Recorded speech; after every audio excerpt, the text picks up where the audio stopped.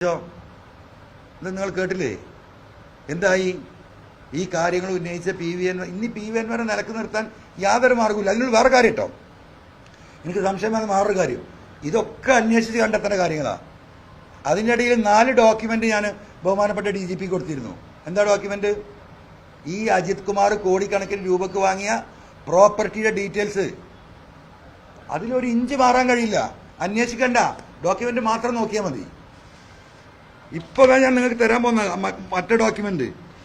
അപ്പോൾ ഇതിങ്ങനെ നോക്കുമ്പോൾ ഈ അന്വേഷണം നടക്കുന്നു. പിന്നെ കാണുന്നല്ല, വിജിലൻസ് അന്വേഷണത്തിന് 6 മാസം സമയം കൊടുത്തു. അപ്പം എനിക്ക് കംപ്ലീറ്റ് ആയി. കാരണം ഇത് എവിഡൻ്റ് ആണ്. ഇതിന് 4 ദിവസം മതി. തിരുവനന്തപുരം അങ്ങാടിയിലെ ഈ പറയുന്ന സെക്രട്ടേറിയറ്റിൻ്റെ ചുറ്റുമാണ് ഈ സ്ഥലങ്ങൾ. അതിൻ്റെ ഡോക്യുമെൻ്റാണ് കൊടുത്തിട്ടുള്ളത്. ആ സ്പോട്ടിൽ സസ്പെൻഡ് ചെയ്യുക, സ്പോട്ടിൽ. അതും കൂടെ ചെയ്യാതായപ്പോൾ എന്തായി, എനിക്ക് ഉറപ്പായി. ഇനിയിപ്പോൾ ഈ 2 ഡോക്യുമെൻ്റ് നമുക്ക് ഡോക്യുമെൻ്റ് കിട്ടിയിട്ടില്ല, പത്രക്കാർക്ക് തരാനുള്ളതാണ്. നിങ്ങളിത് മനസ്സിലാക്കണം. ഈ ചങ്ങാതി, ഈ എന്താ പറയുക, മഹാനായ സത്യസന്ധനായ ഏറ്റവും നല്ല ആത്മാർത്ഥതയുള്ള അന്വേഷണ ഉദ്യോഗസ്ഥനായ മാതൃകാപരമായി പ്രവർത്തിക്കുന്ന ചങ്ങാതി ഈ സാധനം വാങ്ങിയിട്ട് നിങ്ങൾ മനസ്സിലാക്കണം. ഈ 33,80,017 രൂപ ഒരു പൈസന്റെ ചെക്കില്ല, ക്യാഷ്. 33,80,100 രൂപ അജിത് കുമാർ പൈസ കൊടുക്കുക. ഒരിക്കലും നടക്കാൻ പാടില്ലാത്ത ഡോക്യുമെന്റാ. അജിത് കുമാർ ആയതുകൊണ്ടാണ്. ഇവിടെയാണ് അധികാര ദുർവിനിയോഗം. ഇതിനൊന്ന് ഡിസ്മിസ് ചെയ്യപ്പം, മനസ്സിലായോ? ഈ ഡോക്യുമെന്റ് വാങ്ങുന്നു, 10 ദിവസം കൊണ്ട് എല്ലാ പേപ്പറും കിട്ടുന്നു, അത് കഴിയുന്നു. പിന്നെന്താ ചെയ്തത്? 10ാമത്തെ ദിവസം 2016 ഫെബ്രുവരി 65 ലക്ഷം രൂപയ്ക്ക് ഫുള്ള് പൈസ ക്യാഷ് ഈ സാധനം കൊടുത്തത് DGPക്ക്. ഇവനെയാണ് ബഹുമാനപ്പെട്ട മുഖ്യമന്ത്രി താലോലിച്ച് താളത്തിൽ വെച്ച് നടക്കുന്നത്. ഇതിനപ്പുറമുള്ള തെളിവെന്താ വേണ്ടത്? ഈ വിഷയത്തിൽ സസ്പെൻഡ് ചെയ്യാലോ. എന്താ സസ്പെൻഡ് ചെയ്യാത്തത്? മകനും മരുമകനും നമ്മൾ അദ്ദേഹത്തിന് മാറുന്നുണ്ടോ എന്ന് അദ്ദേഹം പരിശോധിക്കണം. സ്വന്തം മകനാണോ മരുമകന്റെ രീതിയിലുള്ള അങ്കിൾ എന്നൊക്കെ വിളിക്കുന്ന ആൾക്കാരുണ്ട്. ഞാനിതൊക്കെ കേട്ടപ്പോൾ വെറുതെ വിചാരിച്ചിരുന്നു, മനസ്സിലായോ? അങ്കിൾ. പാർട്ടി സഖാക്കൾ പരിശോധിച്ചോട്ടെ, നേതാക്കൾ പരിശോധിക്കട്ടെ. എങ്ങോട്ടൊക്കെ ഈ പോക്ക്? പാർട്ടി ലൈനിനെ കുറിച്ച് പറയുന്നുണ്ടല്ലോ ഈ നേതാക്കന്മാർ. എന്താണ് ഈ പാർട്ടി? ഈ പാർട്ടി എന്തിനു വേണ്ടിയിട്ടുണ്ടായതാ? ഇത് കമ്മ്യൂണിസ്റ്റ് പാർട്ടിയാണ്. ഈ നാട്ടിലെ സാധാരണക്കാർക്കും പാവങ്ങൾക്കും തൊഴിലാളികൾക്കും കഷ്ടപ്പെടുന്നവർക്കും നീതി നിഷേധിക്കുന്നവർക്കും വേണ്ടിയിട്ടുള്ള പോരാട്ടം നടത്തി അവരെ നീതി ഉറപ്പുവരുത്തി കൊടുക്കാനും സമൂഹത്തിലെ അവരുടെ പിന്നോക്കാവസ്ഥ മാറ്റി സമൂഹത്തിൻ്റെ ഉയർച്ചയിലേക്ക് കൊണ്ടുവരിക, അതാണ് കമ്മ്യൂണിസ്റ്റ് പാർട്ടിയുടെ അടിസ്ഥാനപരമായ തത്വം. ഞാൻ കമ്മ്യൂണിസം പഠിച്ചിട്ടില്ല. 95% സഖാക്കളും കമ്മ്യൂണിസം പഠിച്ചിട്ടാണ്. മാർക്സും ആംഗൽസും കാണാതെ പഠിച്ചിട്ടാണോ കമ്മ്യൂണിസ്റ്റ് ആയിട്ടുള്ളത്? ഒരിക്കലുമല്ല. ഈ പാർട്ടിയുടെ അടിസ്ഥാനപരമായ നയം ഈ പാവങ്ങളെ സ്നേഹിക്കുകയാണ്. മറ്റൊരെക്കാട്ടിലും നല്ലത് ഇവരാണ്. അത് പല ഘട്ടങ്ങളിലായി തെളിയിച്ചിട്ടുള്ളൊരു പാർട്ടിയാണ്. ആ ഒരു ഉദ്ദേശം, വർഗീയതക്കെതിരെ ശക്തമായ നിലപാടെടുക്കുന്ന പാർട്ടി. ഇന്ന് ഇന്ത്യയിൽ കമ്മ്യൂണിസ്റ്റ് പാർട്ടി അവർ തർക്കില്ല. ആ 3-4 ആദർശത്തിന് ബേസ് ചെയ്തിട്ടാണ് ഈ പാർട്ടി നിൽക്കുന്നത്. അതാണ് പാർട്ടി. ആ പാർട്ടി അണികൾക്ക് വേണ്ടിയാണ് ഈ പാർട്ടി നേതൃത്വം പ്രവർത്തിക്കേണ്ടത്. ആ സീമകളാണ് ലംഘിക്കാൻ പാടില്ലാത്തത്.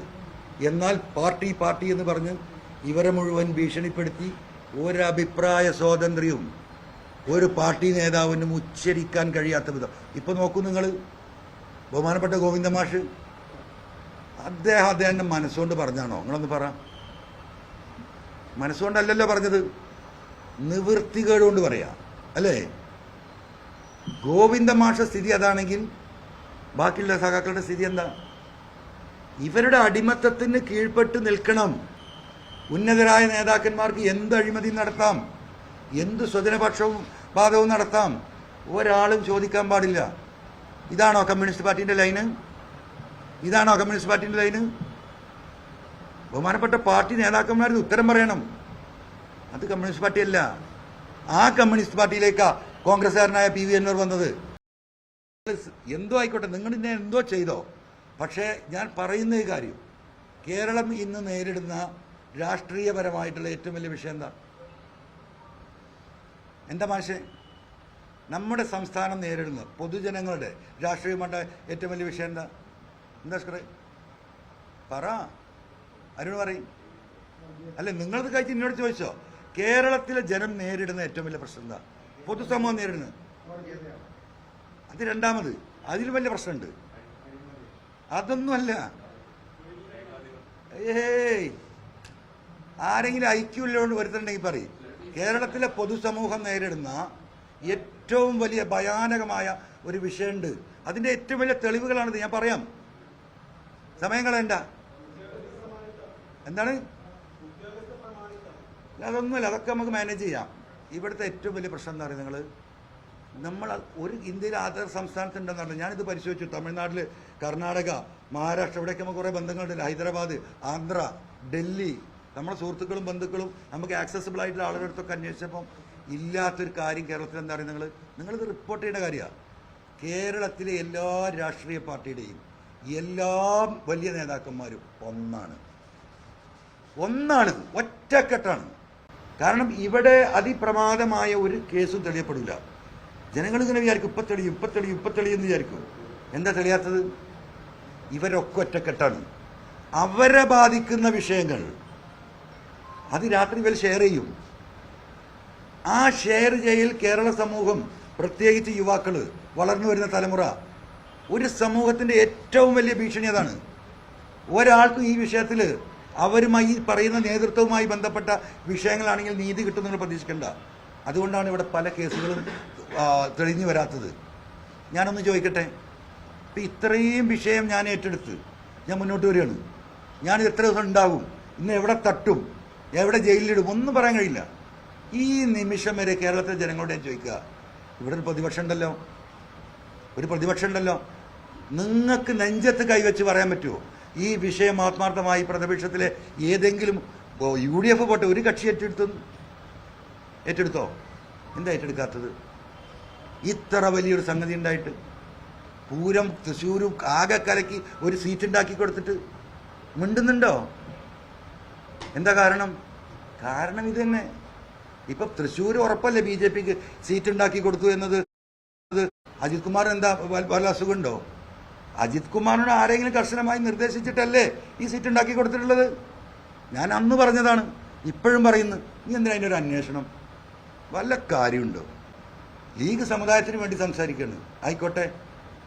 എന്താണ് സമുദായത്തിന് വേണ്ടി ലീഗ് ചെയ്യണത്? എന്താ ചെയ്തിരിക്കുന്നത്? മഹാനായ CH ബാഫക്കിത്തങ്ങളും ഈ പറയുന്ന ഉമർ ബാഫക്കിത്തങ്ങളും അവസാനമായിട്ട് അതിലെ കണ്ണിയായിരുന്നു ബഹുമാന്യനായ ശിഹാബ് തങ്ങളൊക്കെ ഉണ്ടായിരുന്നെന്ന് ഈ സമുദായത്തിന് വേണ്ടി ഒരുപാട് കാര്യങ്ങൾ ചെയ്തിട്ടുണ്ട്. ഒരു തർക്കവുമില്ല.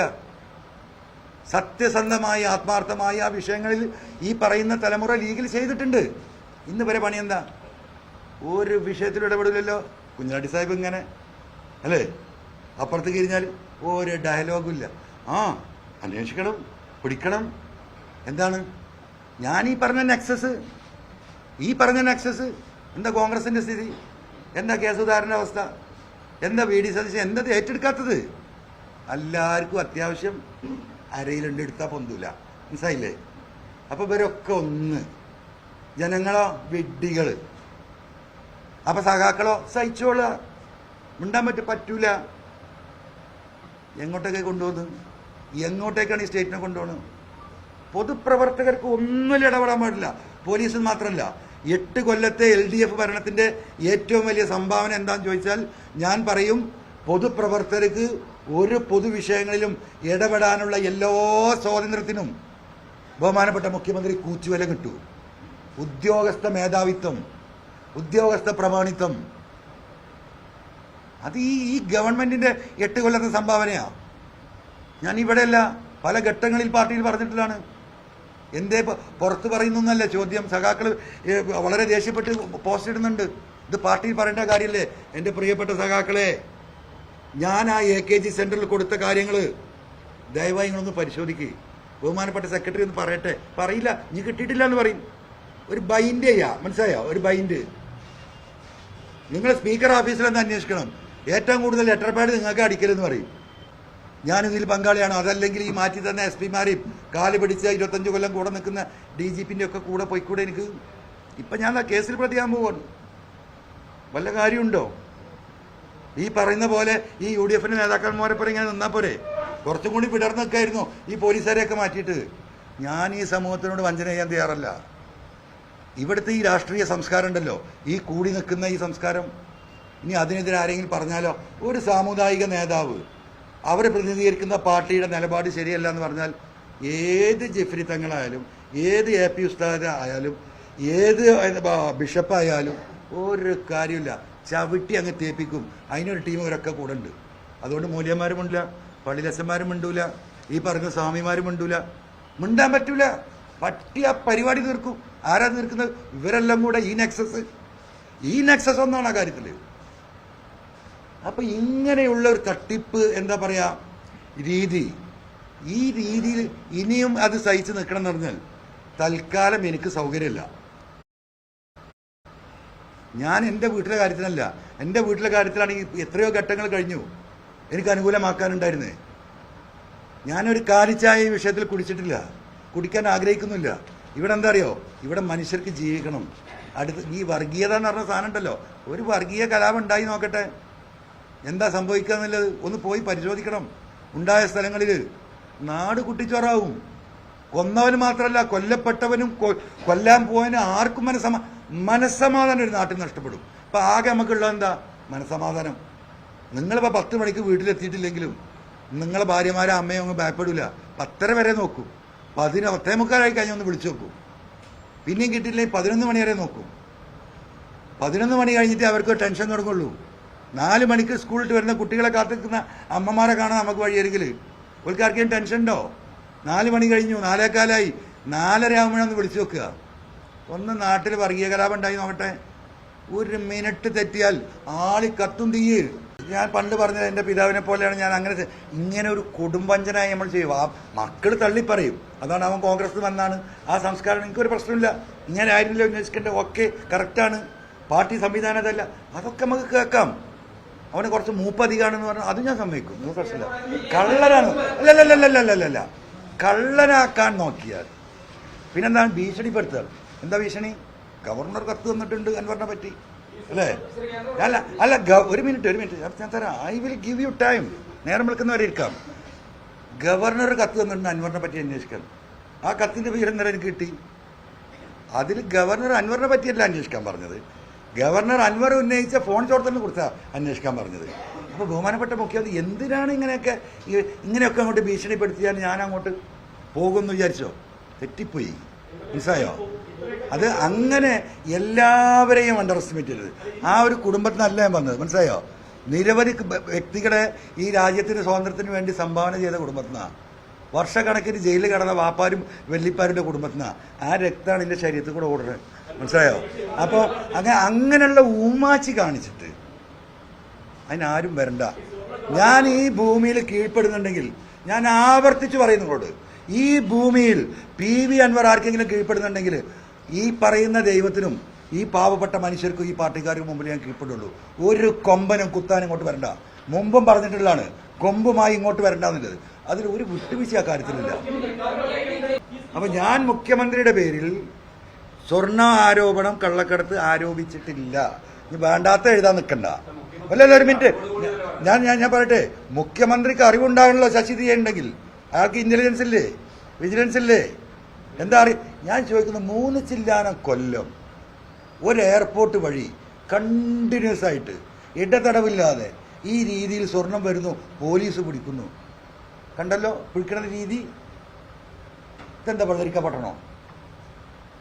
ബഹുമാനപ്പെട്ട മുഖ്യമന്ത്രിക്ക് ഒരു നിമിഷം ആഭ്യന്തര വകുപ്പ് വഹിക്കാനുള്ള യാതൊരു അർഹതയില്ല, ഒരർഹതയില്ല. അദ്ദേഹം ആ കാര്യത്തിൽ അമ്പേ പരാജയമാണ്. അപ്പം പണ്ട് ശിവശങ്കർ, നിങ്ങൾ മനസ്സിലാക്കണം, ആ മുഖ്യമന്ത്രിയുടെ ഓഫീസിൽ നിന്ന് നോക്കിയാൽ കാണുന്ന ദൂരത്തിലെ ഫ്ലാറ്റിലാണ് ഈ ശിവശങ്കറും സ്വപ്നയും താമസിക്കുന്നത്, അല്ലേ? എന്തേ ബഹുമാനപ്പെട്ട മുഖ്യമന്ത്രി അറിയാതെ പോയത്? എന്തേ അറിയാതെ പോയത്? ഈ ഇന്റലിജൻസും ഈ വിജിലൻസും ഈ സംവിധാനമൊക്കെ അന്ന് കേരളത്തിലില്ലേ?